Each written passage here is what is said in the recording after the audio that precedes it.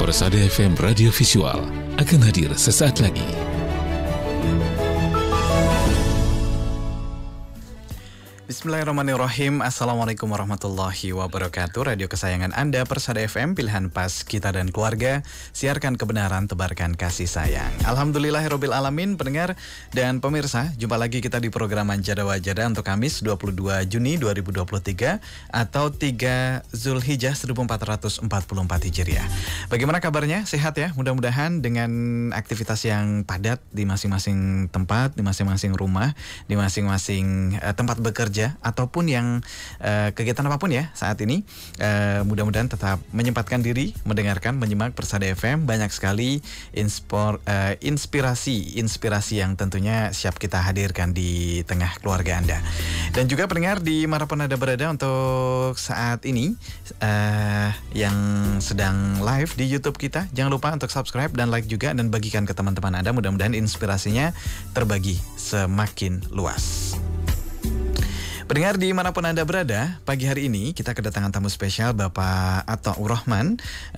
Bapak Athaur Rahman ini orang tua dari putra-putrinya yang sedang menghafal Al-Quran, atau bahkan ada yang sudah hafiz 30 juz begitu ya, Alhamdulillah. Kemudian beliau juga aktif di Army FM, Muko-Muko, Alhamdulillah. Kemudian banyak sekali aktivitas beliau. Alhamdulillah pagi hari ini menyempatkan diri untuk sharing kepada kita semuanya di program Manjada Wajada. Bagaimana sih kita mentreatment anak-anak kita ataupun keluarga kita agar cinta kepada Al-Quran, kemudian menghafalkannya dan kemudian mengamalkannya, dan kemudian bagaimana juga respons dari anak-anak yang kemudian diarahkan oleh orang tua atau keluarga yang menginginkan untuk menjadi penghafal Al-Quran.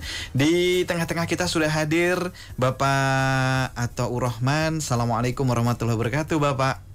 Waalaikumsalam warahmatullahi wabarakatuh. Baik, bagaimana kabarnya pagi hari ini? Sehat? Alhamdulillah, seperti yang jenengan sampai sampaikan, sangat sehat, sangat luar biasa ini. Sehat luar biasa, cerah, semangat. Alhamdulillah. Dan Pak Atho, saat ini posisi di mana nih berarti sekarang? Di rumah. Di rumah. Muko-Muko ya. Di Muko-Muko ya. Muko-Mukonya itu tepatnya mana, Pak? Kalau tepatnya di Jalan Imam Ghazali nomor 9, Simpang KJS, Desa Penari, Desa Mekar Mulya, Kecamatan Penari, Kabupaten Muko-Muko, Provinsi Bengkulu. Ah, baik. Ada majelis kita di sana, Pak?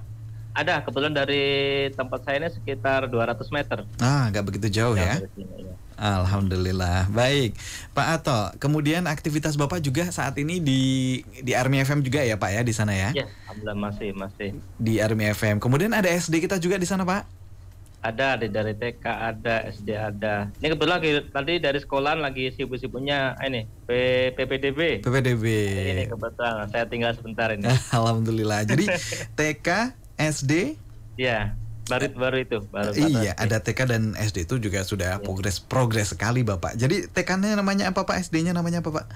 Kalau TK yang di sini dekat aja TK Amalia, TK IT Amalia di bawah Yayasan MTA. Kalau yang SD sini, SDIT yang saya ambil di Yayasan Army Persada. Yang satunya lagi TKIT Al Kausar dan TKIT SDIT bisa ambil juga.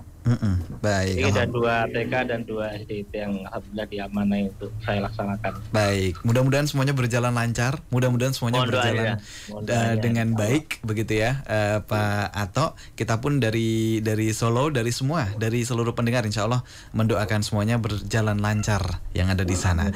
Nah, itu kan urusan publik ya, Pak Atho ya. Nah, sekarang kita menuju ke urusan domestik, di mana Pak Atho selain mengurus sekolah juga mengurus keluarga, di mana putra-putrinya diarahkan untuk menjadi penghafal Al-Quran, dan bahkan sudah ada yang hafiz 30 juz.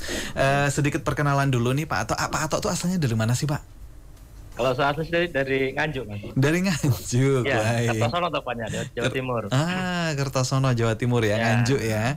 Baik. Ini merantau iya, gitu, Mas. Baik. Jadi mananya alun-alun Nganjuk? Jauh. Jauh ya. Jauh, 1 jam lagi ke arah Surabaya ya. Baik. Kalau ketemu Simpang Kertosono dekat pesantrennya Pak Armoko, dekat situ. Baik. Jadi di ini ya, di apa namanya, di masih 1 jam dari alun-alunnya. Dari Nganjuk. Ya. Baik, karena kan alun-alunnya sempat viral tuh kemarin. Ya. Semuanya kenal ya, jadi kenal gitu ya. Baik, dan ternyata Bapak aslinya dari sana kemudian merantau ke Muko-Muko. Istri dari mana Bapak? Istri dari Tasikmalaya. Tasikmalaya. Dari Jawa Barat. Jawa Barat ya. Jadi Jawa Timur, Jawa Barat, kemudian sekarang di Ketemu di Bengkulu. Bengkulu. Masya Allah. Inilah Bhinneka Tunggal Ika ya. Ya, benar. Jadi dari beberapa daerah kemudian akhirnya berjuangnya di Bengkulu begitu, tepatnya di Muko-Muko di sana begitu. Dan jadi untuk putra-putrinya ada nggak yang keturunan Jawa? Bukan keturunan, yang lahir di Jawa, Pak? Nggak ada. Semua dari Bengkulu. Baik. Bengkulu Jadi semuanya. Kelahiran Sumatera semua ya? Ya. Kelahiran Sumatera semua. Baik. Ini yang menjadi menarik adalah Bapak begitu apa ya? Menjadi orang tua yang ambisius di hal yang positif. Itu ambisi di hal yang positif itu penting ya Pak ya. Ini memiliki ambisi untuk anak-anaknya menjadi penghafal Al-Qur'an. Putranya berapa sih Pak Ato? Putra saya alhamdulillah 5. Putranya 5. Kemudian yang di treatment untuk menjadi penghafal Al-Qur'an berapa orang Pak? 2. Yang orang. pertama sama yang kedua. Oh iya, yang pertama dan kedua. Yang pertama usia berapa Bapak? Yang pertama udah usia 22, kemudian udah barusan nikah kemarin. Alhamdulillah, ya. Barakallah ya. Kemudian yang kedua usia? Yang kedua sekitar 18 ya, kalau tamat lihat 18-17 itu sekitar. 18-17 yang kemudian kemarin sempat silaturahim ke Solo ya Pak ya? Ya, itu yang kedua. Itu. Sayang sekali tidak ketemu kita.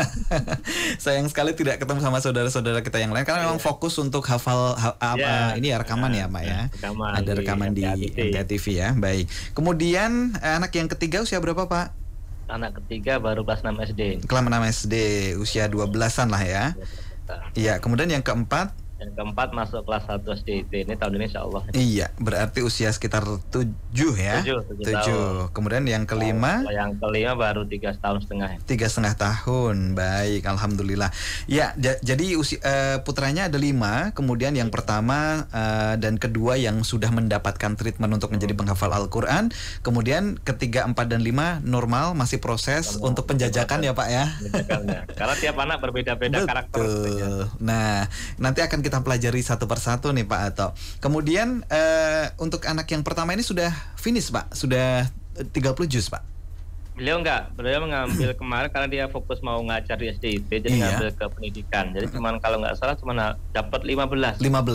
Itu nggak cuman Pak, sudah setengah ya. Alhamdulillah ya. Nggak finish karena dia di tengah akhir haluan harus kuliah ya. Pendidikan aja, pendidikan aja fokus. Begitu ya. Karena emang di planning untuk jadi guru teruskan sekolah gitu. Baik, artinya untuk menjadi seorang guru dengan bekal 50 juz itu insya Allah sudah, kalau orang Jawa sudah punya gaman yang landep, sudah punya senjata yang mumpuni begitu. Kemudian untuk yang putra yang kedua yang usia 18 ini ya Pak ya, yang saat ini sudah 30 juz ya. Alhamdulillah. Baik. Kalau boleh tahu Pak, yang 12 tahun, yang 7 sama 3,5 tahun ini sudah mulai diarahkan juga belum nih? Belum. Justru saya sendiri dari dulu tuh kalau masa kecil SD tuh memang saya freekan. Iya. Nah, ini dia. Ini saya kasih buat. Justru anak saya tuh mulai menghafal di usia-usia SMP atau sanawiyah ya. Iya, baik. Masya Allah. Baik. Ini salah satu kunci dulu berarti ya. Artinya kalau anak-anak kita usia 0 sampai kalau di sini ada 12 tahun ya, biarkan mereka di dunianya dulu gitu ya Pak ya.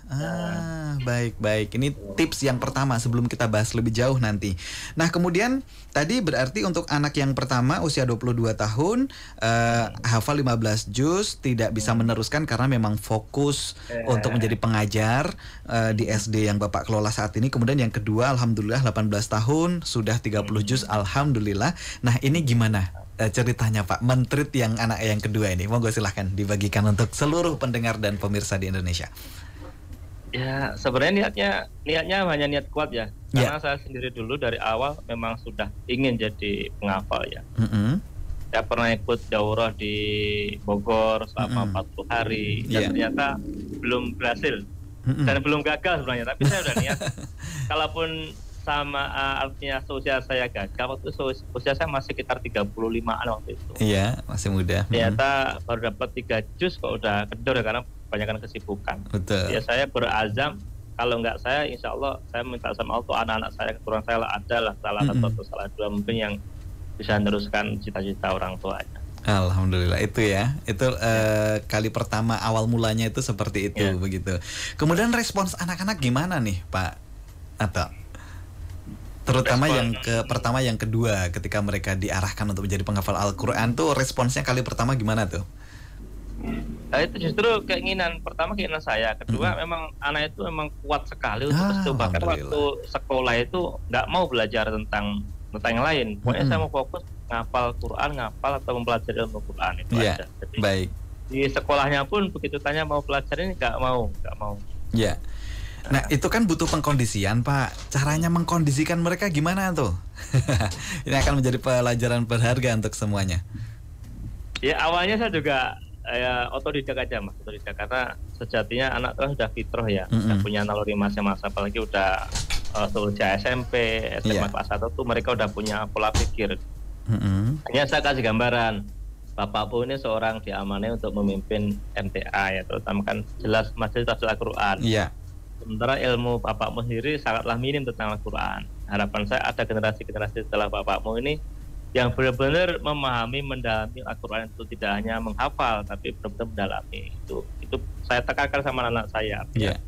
Saya menyadari bahwa saya sangat kekurangan sekali tentang Al-Quran sendiri. Ya masih bersyukur ketemu MTA ini ya. Alhamdulillah. Ada wadah itu kan. Kalau nggak ketemu, Allah alam mau kemana ini? Nggak mungkin sibuk cari uang sampai malam. Begitu ya, baik. Jadi itu diskusi yang Bapak lakukan bersama anak-anak, dan itu dilakukan secara terbuka ya Pak ya? Ya terbuka. Alhamdulillah. Artinya mereka juga kemudian merespons dengan baik, positif, dan di usia remaja mereka malah timbul keinginan yang kuat ya Pak ya? Alhamdulillah. Karena kan banyak nih Pak di tengah-tengah kita kadang-kadang orang tua tuh sudah nge-treat yang sangat halus, yang sangat baik kepada anak-anaknya, tetapi anak-anaknya malah kabur sendiri-sendiri gitu Pak. Tapi alhamdulillah ini tadi seperti yang Bapak sampaikan di awal tadi juga salah satunya metodenya adalah menyesuaikan dengan fitrah ya Pak ya, sesuai usia mereka untuk kita ajak diskusi ya Pak ya. Benar. Baik, alhamdulillah. Artinya di usia-usia yang remaja, usia-usia 15, 16 itu sudah ya mereka punya naluri untuk kita ajak menjadi penghafal Al-Quran, dan akhirnya mereka menyetujui itu gitu ya, menjadi kesepakatan antara orang tua dan anak begitu. Sempat ada kesulitan nggak Pak, khususnya untuk yang anak yang kedua ini yang menghafalkan 30 juz tuh? Tetap ada kesulitan Mas. Yang Bapak lihat apa? Pengaruh dari kayak smartphone tuh ya, terus teman-temannya waktu libur, terus di pesantren pun sebenarnya walaupun sudah diatur dengan ketat sama pengasuhnya, tetap ujian-ujian tuh masih ada, baik dari teman-teman sesama anak santri ataupun terutama waktu libur itu yang terasa banget dari orang tua tuh benar-benar malah ketakutan kalau pulang ke rumah itu. Gitu ya. Ketakutan itu. Baik. Tapi alhamdulillah tetap kita nggak berhentinya untuk ya, istilahnya ngomongin terus lah. Nah itu dia. Ngomongin terus sampai kadang ya emosi pernah. Sesekali ya Pak ya. Sekali. Bahkan ini saya ceritakan, saya kalau membanting HP udah 3 kali kan. Ini bukan kekerasan dalam rumah tangga ya, tapi ini kedisiplinan dalam rumah tangga. Jadi, gitu ya. Kan udah aturan di rumah saya tuh Mas. Jadi rumah saya tuh nggak boleh pegang HP selain saya. Smartphone ya. Iya. Jadi kalau mau pakai, termasuk istri saya, kalau mau pakai HP, ini HP saya pakai. Jadi cuma satu di rumah ini HP saya. Makanya tadi Mas Herman mau Zoom, udah pakai PC ternyata nggak bisa, harus pakai handphone. Waduh, Masya Allah. Ini nih rahasianya nih gitu ya. Jadi seketat itu ya Mas saya. Jadi nggak boleh pakai handphone, kecuali izin sama saya. Ini HP cuma satu. Jadi di rumah yang punya smartphone cuma saya. Masya Allah. Jadi boleh dijadi HP ini HP jamaah. HP berjamaah ya. Itu malah aman di orang tuanya dan aman di anak-anaknya. Saya pun juga aman, artinya anak bisa lihat apa yang saya lihat di konten, istri juga bisa mantau WA saya juga. Ini HP saya, silakan pakai sama-sama. Baik. Ya. Artinya saya pun jadi silakan dipantau ini, ayah pun dipantau sama-sama. Bapak mantau anak, anak pun juga mantau bapak gitu ya. Artinya ini ada unsur keteladanan Pak Ato. Ada unsur keteladanan yang entah bapak sengaja atau tidak, bapak sadari atau tidak, artinya ini komitmen bersama ya, komitmen keluarga bahwa betul kata Al-Ustadz kalau saat ini nih kita punya musuh bersama, setan gepeng. Ya benar itu. Jadi saya dulu kayak gitu, ada handphonenya masuk ke rumah saya, jadi bawa anak yang kedua itu, ini handphone siapa, handphone teman. Artinya mau dipakai atau enggak, udah berhenti, masih juga pakai karena saya ya bukan emosi karena marah, karena saking cintanya, saking senangnya. Betul. Ya responsif aja, udah diambil, dibanting, udah hancur, nanti diganti. Masya Allah, baik. 3 kali masalah Mas, 3 kali. Yang terakhir tuh saya ambil, saya cemplungin di rebusan ayam itu. Itu ayam rasa HP nanti. Mungkin satu-satunya orang saya yang rebus HP. Masya Allah. Baik. Ya, tetap HP ataupun ponsel pintar tetap manfaatnya banyak, ya, begitu ya.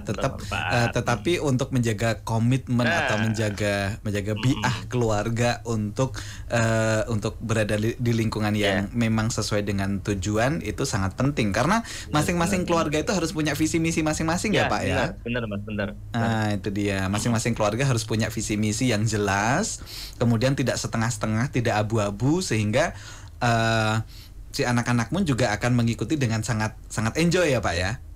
Ya, di rumah sendiri handphone nggak ada, terus TV juga di rumah saya nggak ada TV. Oh gitu. Adanya YouTube ya Pak ya, nanti melihat MTA TV.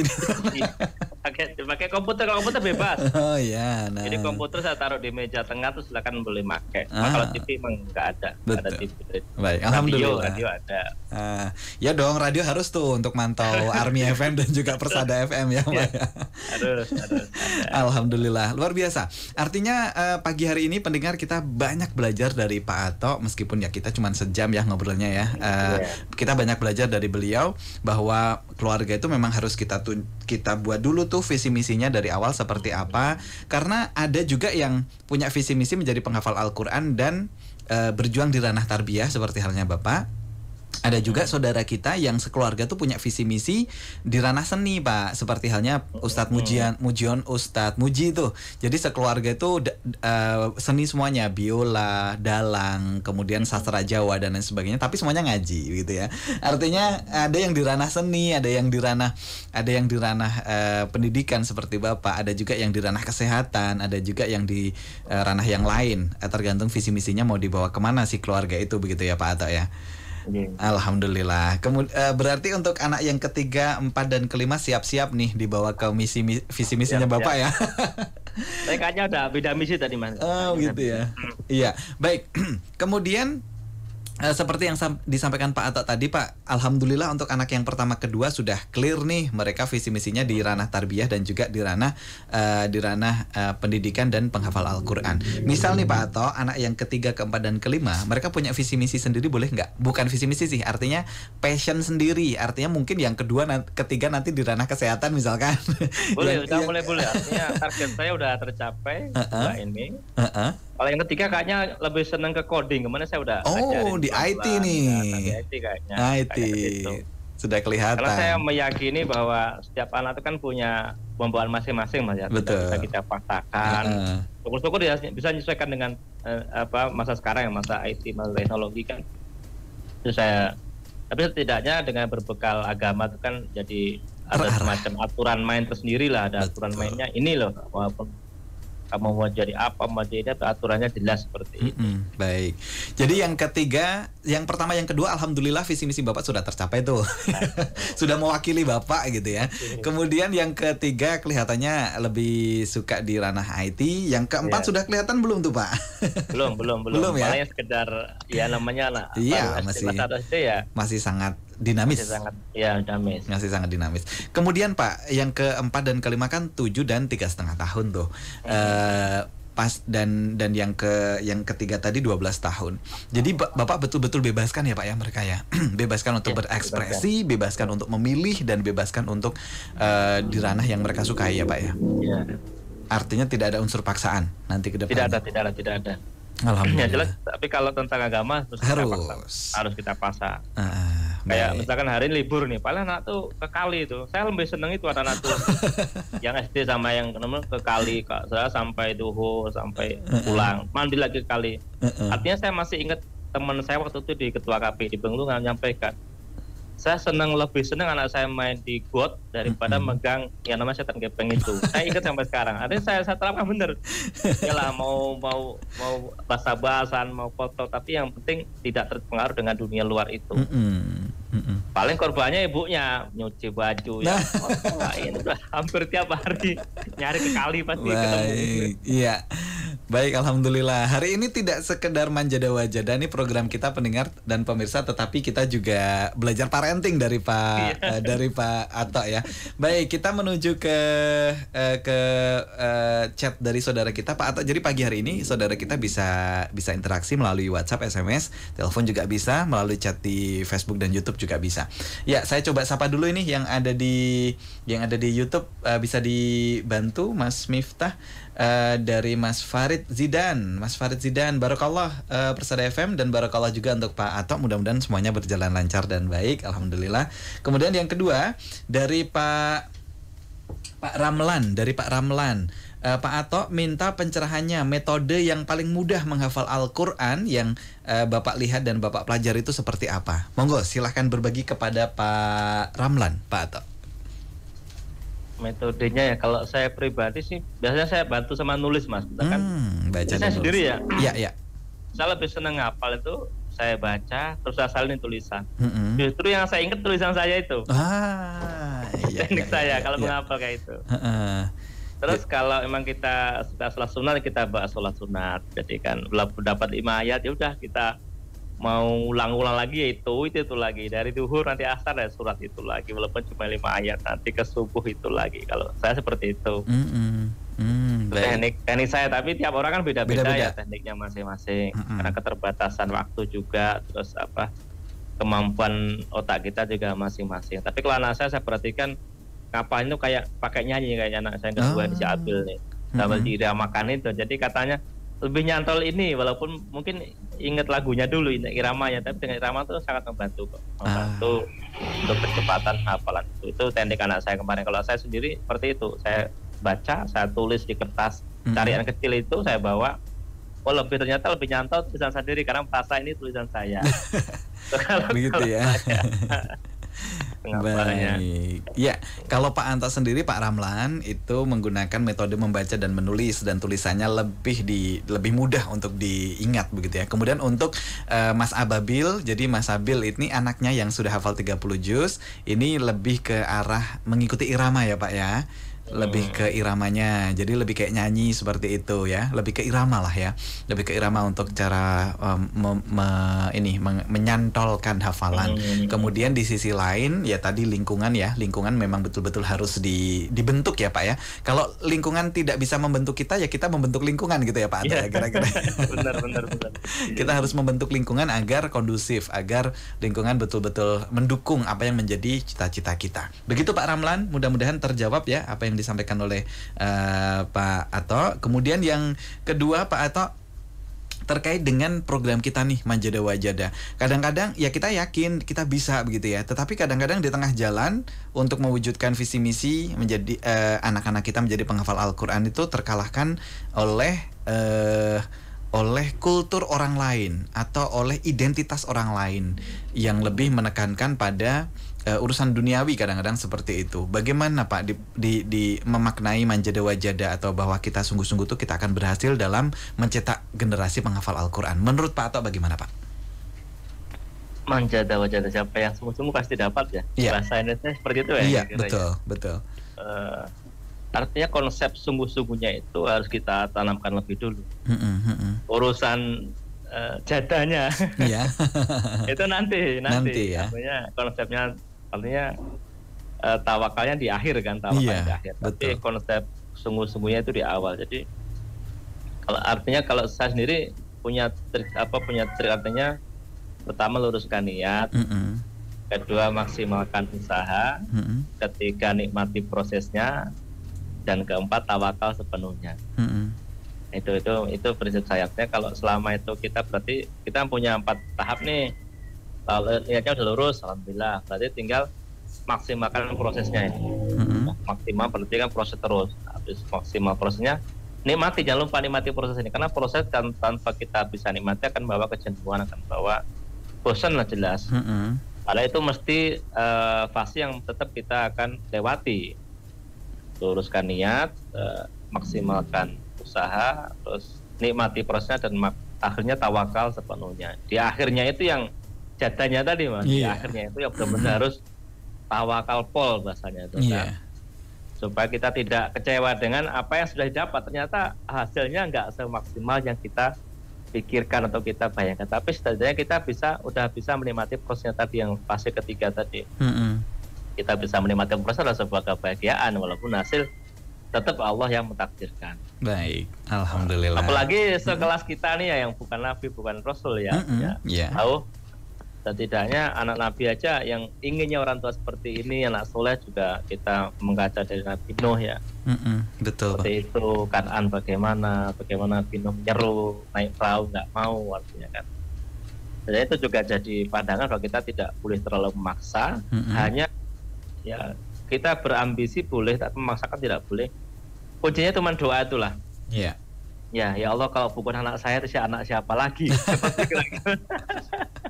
Dan nyatanya sekarang Bapak punya anak puluhan bahkan ratusan di sekolah yang artinya akan diterit juga ke sana. Artinya insya Allah alhamdulillah. Itu yang kemarin lalu tasmi 3 hari yang lalu tasmi yang kelas 4 SD itu sudah ada ngapal 3 juz.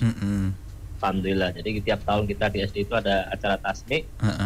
Sudah ada 1 juz, 2 juz, 3 juz, alhamdulillah. Berarti anak-anak yang di bawah naungan sekolah itu alhamdulillah juga udah mulai ngikuti pelan-pelan.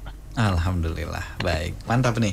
Jadi pendengar dimanapun Anda berada dan pemirsa, untuk mewujudkan manjada wajada tadi, menurut Pak Ato ada 4 poin ya. Yang pertama, niatnya betul-betul diluruskan dulu untuk Allah Subhanahu Wa Taala. Ini akan bernilai ibadah insya Allah untuk kita semuanya di setiap tahap prosesnya. Kemudian yang kedua, memaksimalkan betul prosesnya. Jadi nggak akan abu-abu ya. Merah-merah, hijau-hijau. Merah artinya nggak boleh, hijau artinya boleh. Mana yang boleh dan yang mana nggak boleh itu harus jelas dulu ya, biar tidak kuning ya Pak ya, tidak abu-abu ya. Kemudian yang berikutnya, menikmati proses, karena kadang-kadang membosankan itu sesuatu yang manusiawi, karena kita human, kita manusia. Jadi kadang-kadang bosan tuh muncul, tapi dinikmati saja begitu ya. Kemudian yang terakhir adalah tawakal, loss gitu ya kesannya ya, bahasa Jawanya, tapi betul-betul disandarkannya hanya kepada Allah Subhanahu Wa Taala saja, nanti hasilnya gitu ya Pak Ato ya.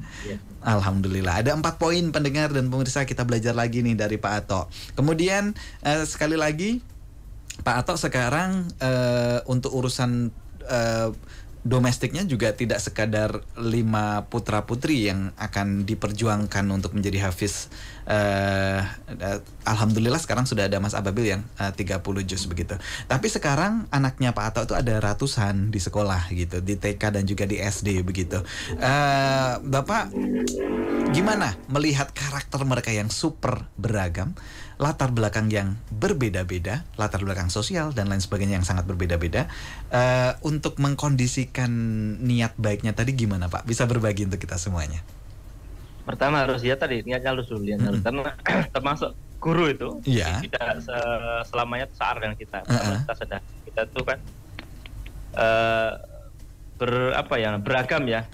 Betul. Tidak bisa kita pasarkan dari guru pun, tidak harus dari kita, tapi dari beragam elemen masyarakat. Yang penting begitu rekrutmen, kita tanya, ini loh visinya kita ini. Ya, sementara tinggalkan dulu lembaga apa-apa, lo kegiatan rumah sapa di belakang kita. Begitu masuk SDIT ini tujuan kita.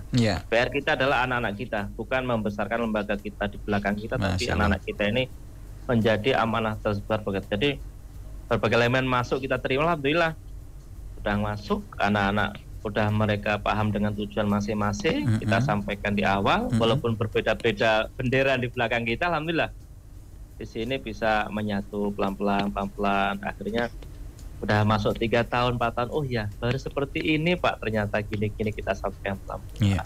Alhamdulillah. Baik. Nah, Jadi mencoba untuk menyatukan hati dulu di awal, menyatukan visi misi dulu juga di awal. Artinya meskipun kadang-kadang dinamika seorang guru juga adalah ini kan sebenarnya bukan anak kandung saya. Jadi saya nanti akan memberikan setengah-setengah atau memberikan 100% ya, kayak gitu ya. Jadi makanya dari awal ternyata Pak Atok sendiri mencanangkan ke seluruh guru, pokoknya itu meskipun bukan anak kandung kita tapi harus serasa anak kandung ya Pak ya, dalam mengajar ya. Baik. Saya sampaikan, saya menyampaikan kelemahan saya itu bukan ahli di bidang pendidikan. Kalau salah tuh cuma tamatan STM ya. Jadi ya mari kita sama-sama lah. Ini ada tempat, ada wadah. Ayo, mumpung Allah kasih kesempatan, ini kita maksimalkan, kita pakai bersama-sama. Baik. Supaya kita mendapatkan apa yang kita perbuat, kita sesuaikan dengan kapasitas kita masing-masing. Kalau mampunya buat gedung ya monggo, mampunya ngajar ya monggo, mampunya berkontribusi di bidang lain monggo. Artinya kita sama-sama berjuang di jalan yang Allah titipkan lewat sekolah ini. Alhamdulillah. Baik.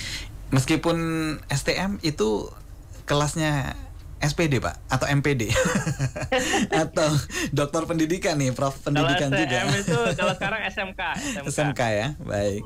Oh berarti dulu backgroundnya Pak Atok STM bidang apa Pak dulu Pak? STM elektronik. Elektronik pula gitu ya. Baik, ternyata di bidang elektronik ya Bapak ya. Dan ya Masya Allah ya. Jadi dulu background pendidikannya elektronik ya, meskipun semuanya kita sebenarnya bisa belajar dari ranah manapun begitu ya. Kemudian Bapak besar dan tumbuh dan akhirnya saat ini di titik malah mengelola pendidikan dan mengelola adik-adik kita, anak-anak kita semuanya begitu ya. Alhamdulillah. Kemudian kalau istri Bapak ada background pendidikan juga? Enggak ada.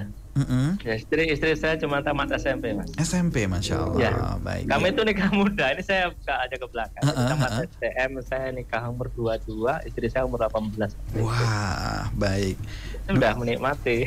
Iya Masya Allah. Jadi Bapak waktu itu nikah usia 22, istri 18. 18. Dan kemudian berproses bersama. Belajar dari alam semesta. Baik, dan insya Allah siap mencetak adik-adik kita lulusan tamatan TK dan SD kita yang ada di sana ya, Masya Allah. Baik, Alhamdulillah Pak. Ya itulah kadang-kadang di tempat kita menilainya juga ini universitas mana nih, tapi ternyata universitas kehidupan juga hasilnya tidak bisa kita pandang sebelah mata ya Pak, atau selama kita sungguh-sungguh dan selama Allah menjadi tujuan ya, selama kita sungguh-sungguh dan Allah menjadi tujuan, maka nanti kemudian yang menentukan Allah juga begitu, insya Allah. Baik, Alhamdulillah. Itu saya termotivasi itu loh Mas. Iya, apa tuh?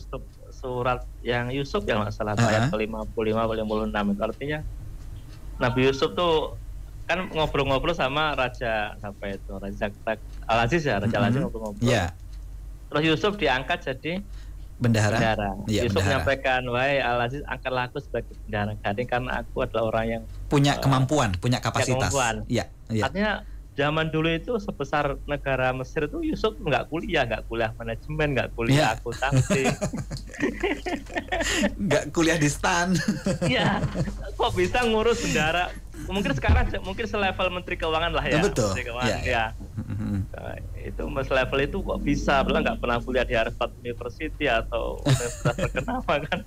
Tapi mampu menyelesaikan problem Mesir waktu itu yang dilanda kemarau, dilanda krisis lah sekarang ya. Itu kalau bukan Allah yang mendorongnya, Allah yang memimpin, nggak mungkin. Itu saya banyak belajar dari cerita itu, bagaimana Nabi Yusuf tuh ya mungkin diisukan pelecehan seksual lah, diisukan napi lah, walaupun dia bukan napi ya, artinya kan menghindari fitnah itu kan.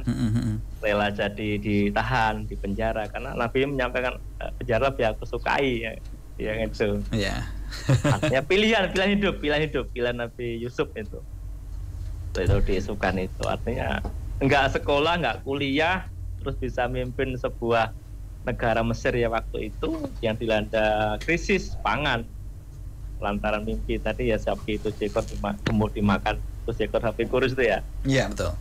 Itu membuat saya tuh motivasi bener dari dulu tuh. Oh ternyata nggak harus seperti ya, mungkin silakan rekan-rekan yang memang pengen kuliah setinggi-tingginya silakan, tapi Allah tuh memberikan sesuatu tuh nggak pandang bulu, karena itu hak mutlak prerogatif Allah ya kalau bukan suatu. Hanya kita dimaksimalkan usaha itu. Terus kita punya visi apa sih mau kita ke depan nanti apa, punya apa, alhamdulillah. Baik, berarti ini relevan dengan apa yang menjadi program kita, yakni Manjada Wajada, Pak. Jadi apapun sebenarnya latar belakang kita dan apapun background kita masing-masing dari ranah sosial, keluarga dan lain sebagainya. Selama kita bersungguh-sungguh, selama kita tahu betul passion kita di mana, selama kita tahu betul kemampuan kita di mana, ada yang menyampaikan secara terbuka dan ada yang tidak disampaikan secara terbuka, maka kita memaksimalkan itu, maka nanti akan muncul kemaslahatan ya Pak, atau ya. Ya, insya Allah. Masya Allah. Baik, alhamdulillah kita banyak belajar pagi hari ini, pemirsa dan pendengar, mulai dari parenting, mulai dari mulai dari pemetaan kapasitas kita juga begitu ya, alhamdulillah Pak Ato. Tapi sayang sekali Pak Ato, ini waktu kita sangat terbatas, hanya 45 menit, dan habis ini Pak Ato juga melanjutkan berjuang di sekolah untuk menemani adik-adik kita di SD dan juga TK yang ada di sana. Kemudian Pak, terakhir apa yang kemudian ingin disampaikan kepada orang tua yang memiliki cita-cita yang sama, memiliki anak yang penghafal Al-Quran seperti Bapak, tetapi saat ini kendala itu kesannya ada aja begitu. Contohnya kayak kendala keuangan misalkan, atau kendala yang lain. Apa yang menjadi motivasi Bapak untuk saudara-saudara kita? Silahkan Pak. Motivasi Bapak yang lain, kalau kendala tetap ada ya. Ya. Apalagi faktor keuangan. Nggak menghafal Al-Quran, orang yang tidak menghafal juga, mereka juga sering berbentrokan dengan keuangan ya. Iya. Apalagi kita yang niatnya lurus, berbentrokan itu malah jadi penyemangat. Artinya sebagai orang tua, terutama laki-laki ini sebagai keluarga, Nabi menyampaikan barang siapa yang sore hari kelelahan, kecapean ya, maka Allah akan menggugurkan dosa-dosanya itu loh. Itu yang saya yakini itu, bahwa saya capek, saya berjibaku dengan ekonomi yang mungkin lagi seret ya, tapi demi ini Allah gugurkan dosa saya tanpa saya istighfar, tanpa saya minta ampun itu. Jadi dengan kerja keras, ikhlas, itu Allah sendiri sudah ampuni dosa-dosa kita. Jadi kalau masalah keuangan sama lah, ada sepasang surutnya, ada naik turunnya. Tapi kalau kita udah pasang start niat dari awal, ini niatnya, finishnya ini, itu insya Allah kita akan tetap tabah sampai di akhir finish nanti, insya Allah itu Mas. Baik, Masya Allah. Terima kasih Pak Ato. Banyak inspirasi yang tentunya sudah kita dapatkan. Pengen sekali kapan-kapan mudah-mudahan harus sampai ke Muko-Muko, harus sampai ke insya Allah saya doakan ini. Mohon doanya Pak. Sebenarnya di sana ada Ustadz Arif juga ya, dari pusat ya, yang berkali-kali, yuk Mas Firman kapan yuk ikut ke sana. pengen sekali ke sana, bisa ketemu sama nanti saudara. Nanti saya ajak ke lokasi wisata di Muko-Muko. Wah, mantap nih. Ayo Mas Miftah juga pengen ikut. sambil silaturahim ya, Ya, mohon maaf nih kalau saya salah menyampaikan. Insya Allah tidak ada Bapak. Insya Allah tidak ada. Spontanitas saja ini. Banyak sekali pelajaran yang insya Allah kita dapatkan, dan kapan-kapan mudah-mudahan bisa lanjut silaturahim, dan Bapak mudah-mudahan juga sehat terus. Salam untuk keluarga, salam untuk Mas Ababil, dan yang kapan-kapan juga pengen kita wawancarai juga untuk berbagi inspirasi. Sehat-sehat Pak Ato. Matur suwun. Assalamualaikum warahmatullahi wabarakatuh Pak Ato. Waalaikumsalam warahmatullahi wabarakatuh.